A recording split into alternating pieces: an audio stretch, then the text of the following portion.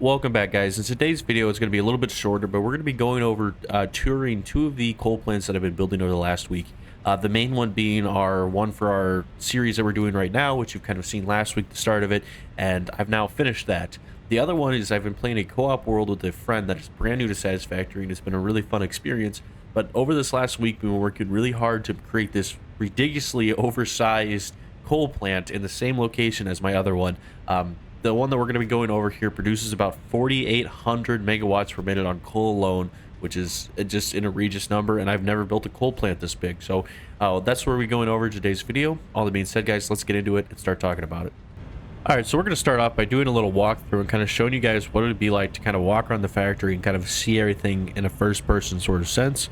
We start off down here by our water extractors, which we have a total of 16 of these that are producing all of the water needed to run everything up here.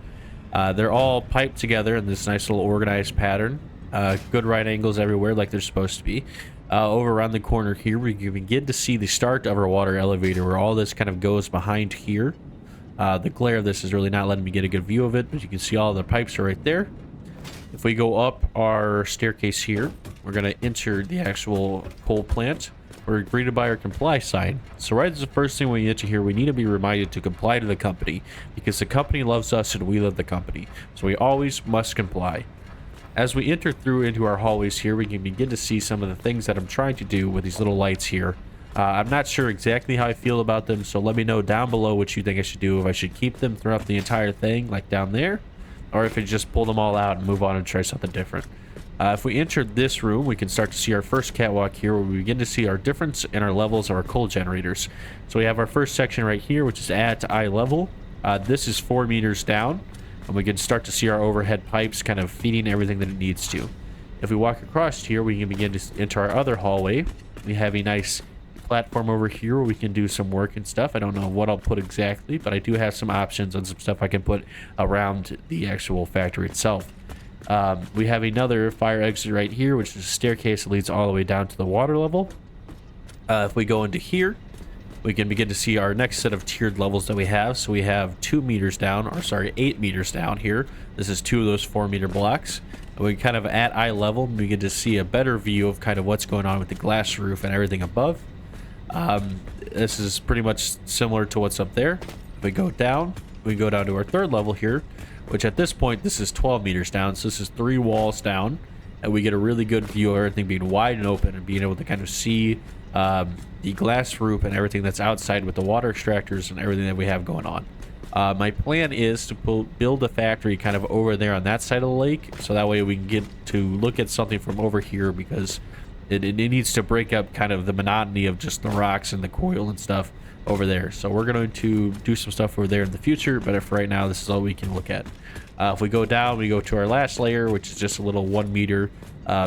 This is that overhang that's right there, which is just right over the water and kind of organized everything. So this is the inside of this. I have one more thing to show you, which is going to be our water buffers up top. So let me run up there real fast. So this is mostly just all of our pipes and everything that we have. This is the end of our water elevator, so you can kind of see it all right there in that window. So it comes through here, and then it's nice and organized out here into our 8 buffers that we have. 4 of these buffers go that way, and 4 of them go this way, and they're kind of the same on each side. So they run through here. This is right above that hallway, so if I were to delete this, you'd be able to kind of look down into it. But that's how I was able to hide everything by kind of placing all of it in here. It does clip a little bit. You're not able to see it from the outside, and you can't see it from below, so this is all hidden technically, which means that I can clip a little bit. It's the same on the other side. I will show you how I hide the coal in just a second, but the last thing to show up here is this little window, which you can get a really good view of kind of your factory and everything that we have going on with our overhead lines. Make sure that everything's running properly. If I were to put switches, I would probably put them right here, but I'm not going to do that yet because I have those unlocked this early in the game. So let me go down there and show you the coal, and then we'll keep moving on. So coming out of our fire exit, just underneath the staircase here, we have a nice little maintenance room. So this is where we do all of our splitting for our coal and everything that's underneath. So pretty much the plan was to hide as much as the belting and piping as possible, and the piping is a lot harder to hide, especially with it having to deal with head lift. So anywhere I try to use the pipe outside, I try to make it as organized as possible. There is the 4 levels that are kind of tiered. If I go up here, this is kind of the underneath, which you're not supposed to see.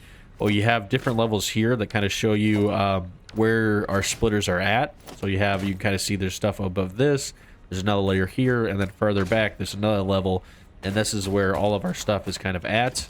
It gets belted upwards, so none of this is actually visible from the outside, and that's how I was able to kind of hide everything. You will notice that a lot of these wires and stuff are hidden underneath here as well, and they're kind of clipping through stuff, but I don't really care too much about the clip, especially in an area that I'm not going to look at. A little bit of suffering underneath is a lot better to kind of get it to look as clean as it does up here, and that was kind of a big focus point for organizing this and kind of making it look the way that it does. So that's pretty much this factory. We're going to move on to the next one, and I'll show you what that looks like here in a second. This is the first time that I've been able to actually share a co-op experience with somebody in this game. This is probably one of my top 10 games of all time, and I really enjoy it, but it's not for everybody. A lot of the friends that I've showed this game have played for maybe like an hour or two and went, why the hell do you want to do all this math? It doesn't make sense, and it's hard, and they don't get it, and that's okay. That's their personal preference. But this is the first time that I've really been able to kind of share the passion that I have for this game with somebody that I know personally, and that's kind of allowed me to reflect on this channel as a whole and kind of understand the importance of it and the joy that it brings me to not only share my passion for it, but the passion that you guys have for it as well. And I just wanted to say thank you for all the support that you guys give. In terms of the video though, we do have 4 Mark II miners overclocked to 200%, 32 water extractors, 64 coal generators, and a whopping 4,800 megawatts of power. It's an egregious number to think about, especially this early on the game.